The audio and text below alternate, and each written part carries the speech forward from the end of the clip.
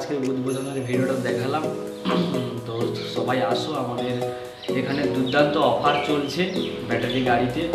বিভিন্ন মডেলের গাড়ি তোমাদেরকে দেখালাম, তাও আমি এবার মুখে বলে দিচ্ছি। আরবান কোম্পানি আছে দিল্লি থেকে আসা, এবং ইয়াকুজা আছে, জয় আছে, ডেলফিক আছে, বিভিন্ন কোম্পানি বিভিন্ন গাড়ি আছে, বিভিন্ন রেঞ্জের মধ্যে আছে।